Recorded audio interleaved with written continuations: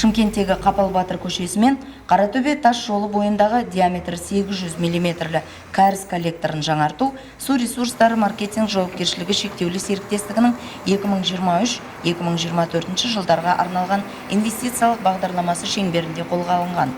Жалпы бұл гидротехникалық құрылғының 4300 қарышты метрі ауыстырылады, яғни 4 шақырымнан астам жері. Бұл коллектор, аталған коллектор 1969 жылы соғылып, қазіргі таңда 100% тозығы жеткен коллектор болып саналады. Бірнеше рет авариялық жағдайлар тіркелгенге байланысты қайта құру жұмыстары жүргізіліп жатыр.